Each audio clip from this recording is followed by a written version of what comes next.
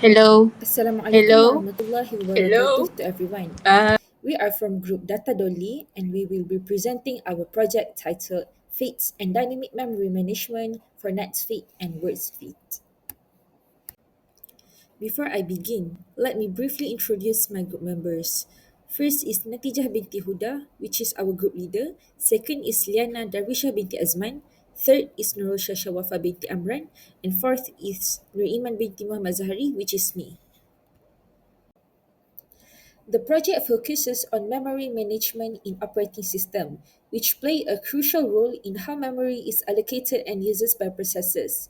We compare two types of memory allocation, which is fixed and dynamic, each with their own strengths and limitations. Our study highlights two well-known allocation algorithms, which is NetSuite and WordSuite, and explain how they work in different scenarios. To make the concept easier to understand, we use a real-world bookshelf analogy where memory is the shelf and processors are the books. This helps us visualize how space is used and how fragmentation can happen. The main goal of this project is to help visualize memory allocation logic and to suggest potential improvement for better performance.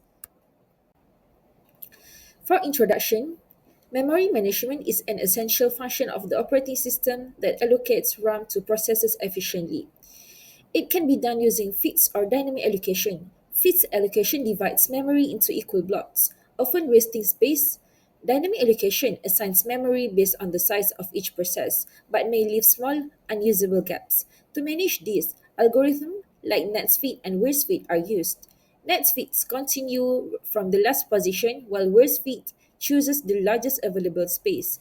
A bookshelf analogy helps visualize this, where memory is the shelf and processors are books, showing how space is allocated differently based on the method used. I will continue the presentation and talk about the problem statement. First of all, the problem statement is memory allocation, which is NetSuite and WordSuite, is hard to understand for non-technical users.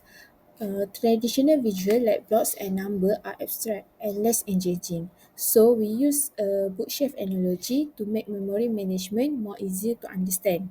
Our goal is to improve understanding of how memory is allocated and also to show impact on space and fragmentation.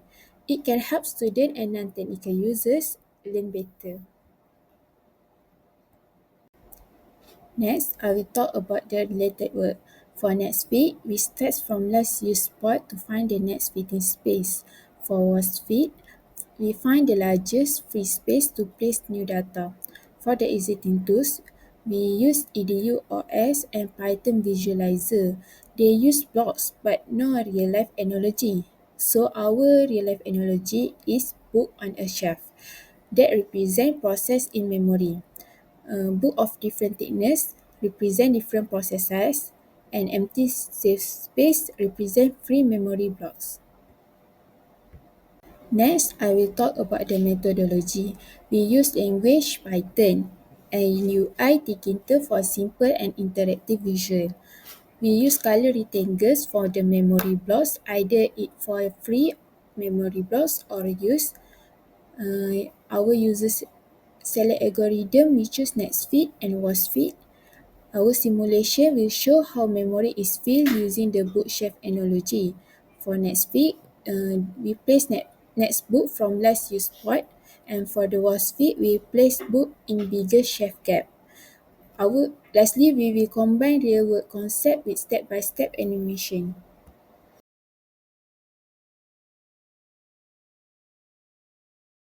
This meeting is being recorded.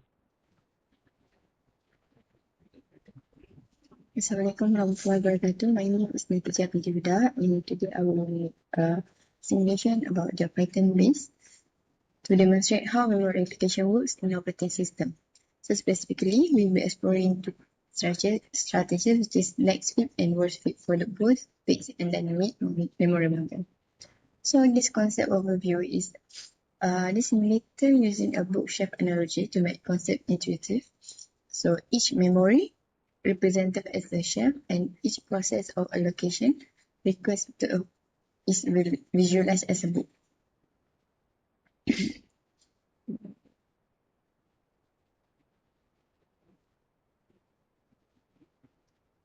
So I will reset this first.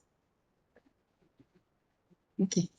So for the next week, books will be placed on the last used shelf and right rack.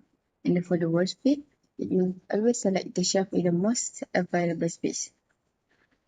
So there are two modes in simulation, which is fixed allocation and dynamic allocation.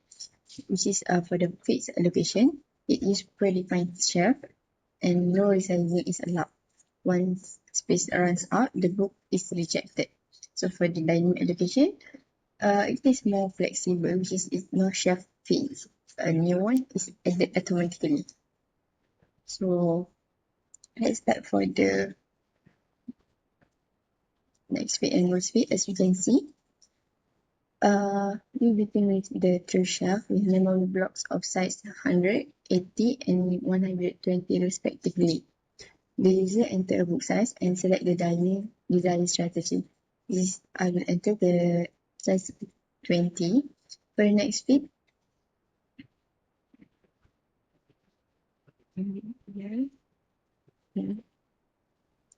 okay, now we can see that the example shows in the book size of 20, it will allocated on the shelf 0 using next fit. So for the since shelf 0 is not full yet, so the remaining books will be placed on the shelf 0. So if I okay, now we can see that the shelf 0 is full and then the book will be placed on the shelf 1. So this is for the next fit. And for the worst fit, okay, so for the 50 size. So now using the worst fit with the same I changed the book size for the 50 for the simulation. Then when I enter the book size,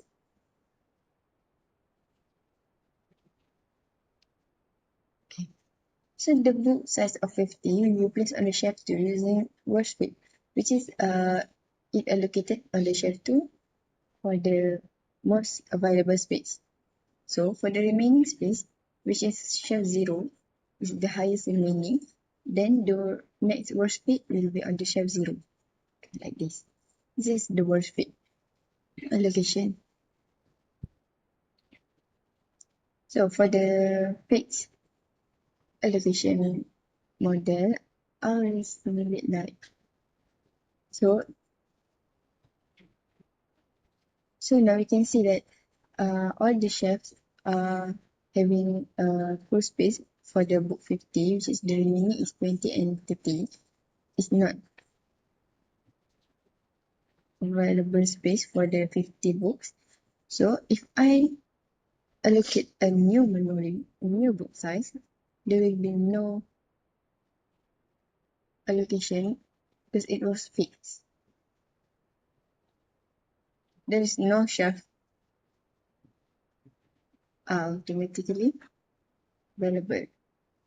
This is for the fixed allocation. So the book size will not be placed. So we move to the dynamic allocation. For the dynamic allocation, next fit and the worst fit are same. For the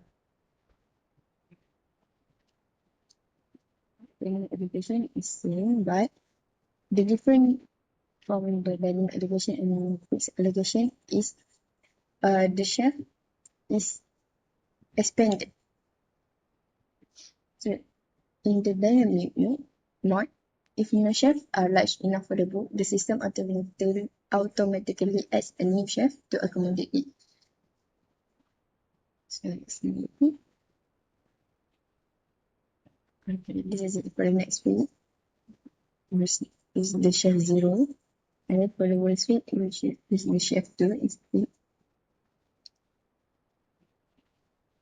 Okay, so now this is the dynamic allocation, which is the shelf 3 is automatically built for the Group 50 because there's no chef have available space. Then it will be repeatedly make a new chef for the new book size. So that's all for the simulation.